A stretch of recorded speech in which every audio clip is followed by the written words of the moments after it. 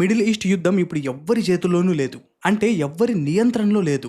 ఎందుకలా అంటున్నానంటే America Israel చేత మొదలైన ఈ యుద్ధం మొత్తం ప్రపంచాన్ని షేక్ చేసింది. అయితే ట్రంప్ ఇప్పుడు స్వయంగా ఈ యుద్ధాన్ని ఒక 5 రోజులు ఆపుదామని కోరుకుంటున్నాడు. కానీ ట్రంప్ ఆపుదామన్నా కూడా ఇరాన్ మాత్రం ఆగడం లేదు.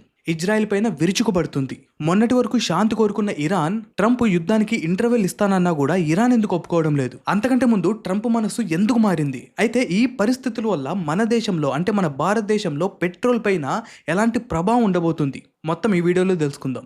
మనందరికీ తెలిసి ఉంటుంది, ట్రంప్ 48 గంటలు టైం ఇచ్చాడు. ట్రంప్ చెప్పింది వినకపోతే 48 గంటల తర్వాత ఇరాన్లో ఉన్న పవర్ ప్లాంట్ల పైన దాడి చేస్తాను అని. అయితే 48 గంటలు పూర్తి అవ్వకుండానే మన ట్రంప్ మామ ఇంకొక ట్వీట్ చేశాడు. అదేంటంటే అమెరికా ఇరాన్ మధ్య గత కొన్ని రోజులుగా అంటే గత 2 రోజులుగా చర్చలు జరుగుతున్నాయని, అందుకోసమే ఇందాక చెప్పినట్లు 48 గంటలు కాదు, ఇరాన్ పవర్ ప్లాంట్ల పైన దాడి చేయడానికి ఇంకొక 5 రోజులు విరామం తీసుకుంటున్నాం. ఈ 5 రోజుల తర్వాతే ఆ చర్చకు సంబంధించిన అవుట్పుట్ ప్రకారం దాడి చేయాలా వద్దా అనేది ఆలోచిస్తాం అని ఈ విధంగా ట్వీట్ చేశాడు. దీని ఫలితం స్ట్రెయిట్ ఆఫ్ హార్మోజ్ దగ్గర ఈ షిప్పుల రవాణా ఏదైతే ఉందో దానిపైన కూడా ప్రభావం చూపిస్తుంది. ఈ సంఘటన ఏదైతే ఉందో నిజానికి ప్రపంచానికి ఒక ఊరట అని చెప్పొచ్చు. కానీ ఒకవైపు ట్రంప్ మామ ఈ విధంగా మాట్లాడుతుంటే ఇరాన్ విదేశాంగ మంత్రి మాత్రం ట్రంప్ మామ మా దగ్గర ఎలాంటి చర్చలు జరపలేదు. ఇంకా చెప్పాలంటే గతంలో చర్చలు జరుగుతున్నా కూడా ఈ అమెరికా గాడు మా ఇరాన్ పైన దాడి చేశాడు. ఈ ట్రంప్ ని అస్సలు నమ్మలేం. ట్రంప్ మామ ఈ విధంగా ఎందుకు మాట్లాడుతున్నాడంటే ట్రంప్ వచ్చేసి తన సైన్యాన్ని సిద్ధం చేయాలి. ఆ సిద్ధం చేయడం కోసం టైం కావాలి. ఈ 5 రోజుల టైం ఏదైతే ఉందో ఆ టైం అంతా కూడా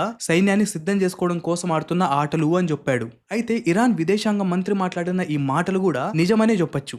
ఎందుకలా అంటున్నానంటే ఒకవైపు ట్రంప్ మామ 5 days బ్రేక్ అని చెప్పి శాంతి కావాలని చెప్పి ఈ విధంగా కథలు పడుతున్నా కూడా మరోవైపు అమెరికాకు చెందిన మెరైన్స్ ఎవరైతే ఉన్నారో వేల సంఖ్యలో యుద్ధ నౌకల్లో ఇరాన్ వైపు వెళ్తున్నారు. ఇరాన్ కి సంబంధించి మోస్ట్ ఇంపార్టెంట్ అయిన కార్గో ఐలాండ్ ని స్వాధీనం చేసుకోవడానికి.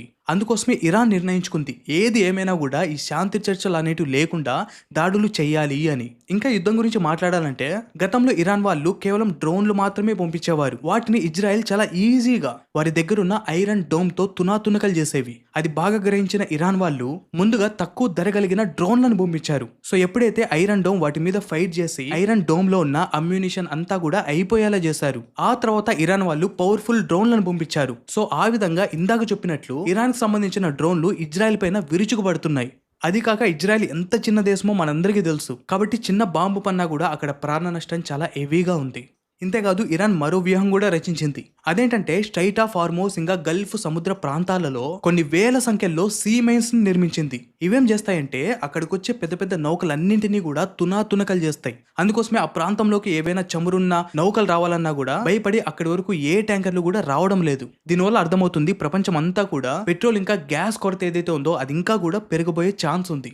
అండ్ నేను ఎప్పుడు చెప్పేదే ఇప్పటివరకైతే ఓకే, కానీ ఇదే విధంగా కొనసాగితే మన భారతదేశంలో కూడా పెట్రోల్ కొరత ఒక రేంజ్లో ఉంటుంది. కేవలం పెట్రోల్ అనే కాదు, సామాన్య ప్రజల ఉద్యోగాలపైన అలాగే బోనస్ల పైన కూడా దీని ప్రభావం ఉంటుంది. అమెరికాను నమ్మలేక ఇరాన్, ఇరాన్ మాట వెనుక అమెరికా, ఇలా ఇద్దరి మధ్య గొడవతో ప్రపంచం అంతా కూడా బలవుతుంది.